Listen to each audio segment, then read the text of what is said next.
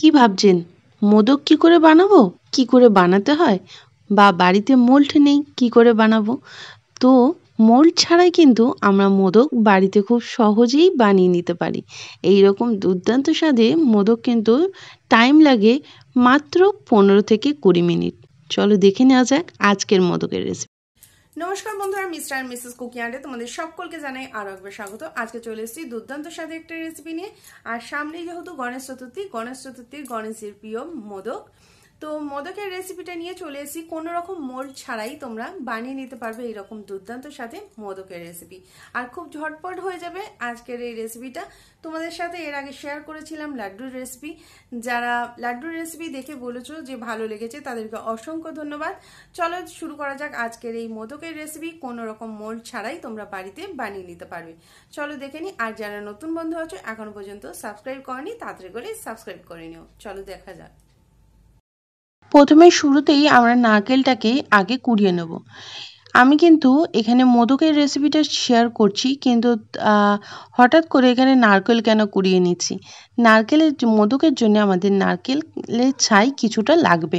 তো তার জন্য নারকেলটাকে কুড়িয়ে নিয়ে একটু মিক্সার গ্রাইন্ডারে পেস্ট করে এখানে গুড় দিয়ে ভালোভাবে আমি নারকেলটাকে দিয়ে নাড়াতে থাকবো। এর মধ্যে কোনো জলের ব্যবহার করিনি। এরপরে এটাকে খুব ভালো করে মিশিয়ে নারকেলটাকে একদম পাক করতে থাকবো। সমস্তটাই এটা হয়ে গেলে একটু হাত দিয়ে দেখে নেবেন খুব সুন্দরভাবে এটা গোল গোল করা যাচ্ছে কিনা, বা পাকটা ঠিকঠাক মতো হয়েছে কিনা। ঠিক হলে কিন্তু সুন্দরভাবে গোল হয়ে যাবে। এরপরে এটাকে আমরা নামিয়ে দেবো। আর এই পাক থেকে আমরা কিছুটা ছাই আমরা তুলে রেখে দেবো।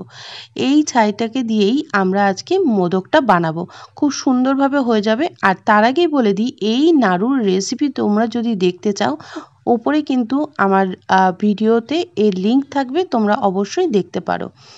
আর এরপরে আমরা চলে যাচ্ছি মোদকের জন্য এখানে ব্যবহার করেছি চালের গুঁড়ি। চালের গুঁড়ি এখানে আমরা নিয়েছি। আর চালের গুঁড়ি দিয়ে মোদক কিন্তু একদম গণেশজির ট্র্যাডিশনালভাবে এই রকম মোদকই কিন্তু বানানো হয়। চালের গুঁড়ির সাথে দিয়ে দিচ্ছি এখানে 2 চামচ মতো আমল দুধ, আর দিয়ে দিলাম নুন আর সাদা তেল। সাদা তেলটা দিলে খুব সফট আর সুন্দর হয় মোদকগুলো। এরপরে সাদা তেলের ব্যবহার এখানে 1 টেবিল চামচ মতো করেছি। সমস্তটাই ভালো করে এইভাবে মিশিয়ে নেব। যেমন আমরা ময়মেশ দেওয়ার সময় খুব সুন্দর করে মিশিয়ে নিই, ঠিক তেমনভাবেই এটাকে খুব ভালো করে মিশিয়ে নেব। আর আমল দুধ থাকার কারণে এখানে কিন্তু একদম ক্ষীর টাইপের আমাদের মোদকগুলো খেতে লাগবে। তাই এটাকে খুব ভালো করে আমরা মিশিয়ে নিচ্ছি। আর মিশিয়ে নেওয়ার পরে এটাকে দেখতেই পাবে আমরা উষ্ণ গরম জল করেছি। উষ্ণ গরম জল দিয়ে এটাকে অল্প অল্প জল দিয়ে আমরা মেখে নেব। এর মধ্যে একসাথে একদম জল ঢেলে দেবে না, তাহলে পাতলা হয়ে যাবে। উষ্ণ গরম জল দিয়ে অল্প অল্প করে আমরা মাখতে থাকবো। আর এখানে কিন্তু একটু নুনের ব্যবহার অবশ্যই করবে। মিষ্টি কোনো রেসিপিতে একটু নুনের ব্যবহার করলে খেতে ভালো লাগে। এরপরে এটাকে খুব ভালো করে মিশিয়ে দিচ্ছি। দেখো খুব সুন্দর করে একটা ডো তৈরি করে নেব, যাতে বেশি শক্ত না হয়ে যায় আবার বেশি নরমও না হয়। দেখো ঠিক এই রকম। আর ডোটা দেখো কত সুন্দরভাবে হয়েছে, হাতে কিন্তু লেগে যাচ্ছে না, তার মানে একদম পারফেক্ট আমাদের মাখা হয়েছে। এটাকে মাখার পরে এরপরে আমরা এর থেকে ছোট ছোট করে গোল আকারে কেটে নেব। দেখো এই রকম ছোট ছোট গোল আকারে কেটে নিচ্ছি। গোল আকারে কেটে নিয়ে এর ভেতরে আমরা একটা বাটির মতো শেপ দিয়ে নেব। ঠিক যেমনভাবে আমরা মোমো বানানোর জন্য যে এরকম বাটির টাইপের বানাই, ঠিক এরকম বাটির মতো একটা শেপ দিয়ে নিচ্ছি। আর যে নারকেলের ছাইটা আমরা বানিয়েছিলাম, সেইটা কিন্তু আমি এর মধ্যে দিয়ে দেবো। অল্প অল্প করে নিয়ে নারকেলের ছাইটাকে আমরা এর মধ্যে ব্যবহার করছি। দেখো একদম খুব সুন্দরভাবে রেডি হয়ে যাচ্ছে। আর এরপরে ঠিক ভালোভাবে এইভাবে আমরা মুড়ে দিচ্ছি।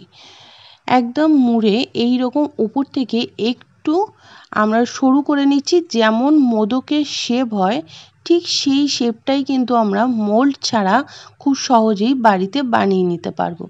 দেখো ঠিক এই রকম মাথার কাজটা একটু উঁচুভাবে আমরা রেডি করে নিচ্ছি। আর রেডি করে নেওয়ার পরে দেখো খুব তলাটা একটু মোটা রেখেছি আর মাথার কাজটা একদম সরু করে নিয়েছি। আর মোদকের গায়ে যে সুন্দর একটা দাগ থাকে সেইটা একদম পারফেক্ট মোদক আনার জন্য দোকানের মতো আমরা কিন্তু একটা স্পুন নিয়ে নিয়েছি। আর স্পুনটাকে নিয়ে ঠিক এইভাবে মোদকের একদম নিচ থেকে ওপর পর্যন্ত খুব সুন্দরভাবে হালকা হাতে চাপ দিয়ে আমরা এটাকে বানিয়ে নেব। তাহলে কি হবে, এই দাগগুলো পড়বে, খুব সুন্দরভাবে রেডিও হয়ে যাবে। দেখো খুব সুন্দরভাবে কিন্তু আমাদের মোল্ড ছাড়াই আমরা সুন্দরভাবে মোদকগুলো রেডি করছি। একদম হয়ে গেছে, ঠিক দোকানের মতোই কিন্তু আমরা এইরকম মোদক বানিয়ে নিয়েছি। এরপরে এটাকে একটা পাত্রের মধ্যে রেখে দিচ্ছি। আর পাত্রের মধ্যে রেখে দেওয়ার পরে সমস্ত মোদকগুলোই আমরা এক এক করে বানিয়ে নেব। দেখো এখানে আমরা একটা পাত্রের মধ্যে রেখে দিলাম। আর এরপরে সমস্ত যে কটা মোদক আছে সেগুলো আমরা এক এক করে বানিয়ে দিচ্ছি। আবারও একটু দেখিয়ে দিচ্ছি, ঠিক এই রকমভাবে গোল করে আমরা এর মধ্যে নারকেলের ছাইটা দিয়ে দেবো। এই মোদকটা কিন্তু একদম ট্র্যাডিশনালভাবে এটা গণেশজির পুজোতে ব্যবহার করা হয়। আর এমনি তো মাওয়া মোদক থাকেই, এইভাবে কিন্তু তোমরা এইটা অবশ্যই দিতে পারো। এটা কিন্তু অবশ্যই গণেশজি পুজোতে এইভাবেই কিন্তু মোদকটা ট্র্যাডিশনালি দেওয়া হয়। এরপরে এটাকে আবারও একটু হাতের সাহায্যে গোল করে দেখো আমি থালার মধ্যে রেখে ভালো করে দেখিয়ে দিলাম। ওপরের দিকটা একটু লম্বাটে হবে আর তলাটা একটু মোটা হবে। ঠিক এই রকম শেপে এটাকে ভালো করে একটু শেপটা দিয়ে নিতে হবে। সমস্ত শেপটা দিয়ে নেওয়ার পরে আবারও আমি দেখো ঠিক এইভাবে আমি মোদকের গায়ে দাগগুলো দিয়ে নিচ্ছি। এত সুন্দর ডোটা মাখা হয়েছে, আমাদের একদম স্পুনের গায়ে কিন্তু লেগে যাচ্ছে না। খুব ভালোভাবে এটা রেডি হয়ে গেছে। আর এটা প্রত্যেকটা মোদক আমরা একইভাবে বানিয়ে নিয়ে তারপরে ফিরে আসছি। প্রত্যেকটা মোদক একইভাবে বানিয়ে নিয়েছি। আর দেখো খুব সুন্দরভাবে কিন্তু বানিয়ে নিয়েছি। খুব সহজেই মোল্ড ছাড়া তোমরা এইভাবে মোদক বানিয়ে নেবে। দেখো গায়ে সুন্দর দাগ দাগগুলোও হয়ে গেছে, একদম বোঝাই যাচ্ছে না এটা মোল্ড ব্যবহার করা হয়নি।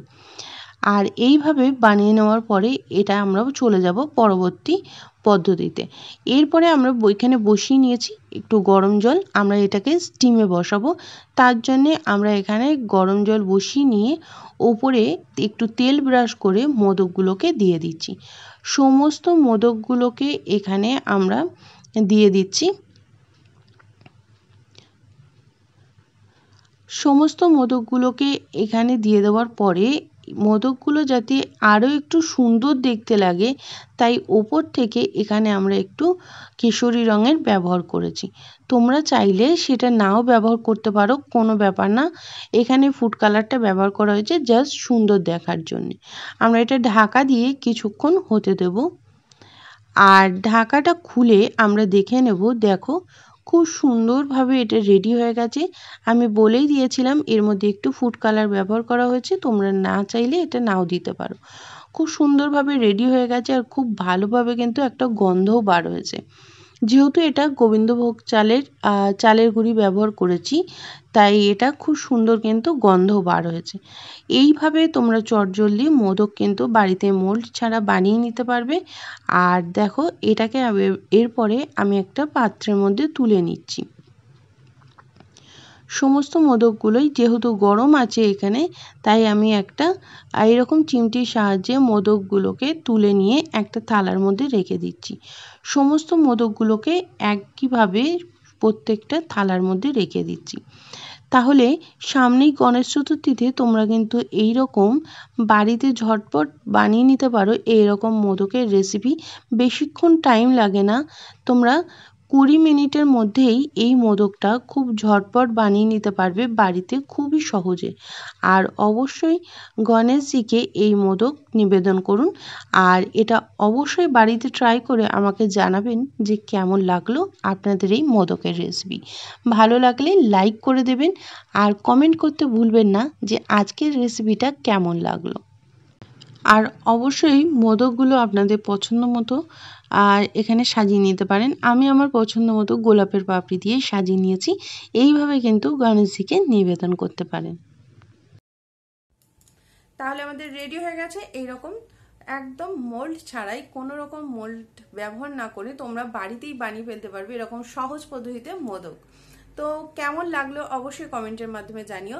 আর সামনেই যেহেতু গণেশ চতুর্থী, অবশ্যই গণেশজিকে মোদকটা নিবেদন করো, কারণ মোদক কিন্তু গণেশজির প্রিয় একটা মিষ্টি।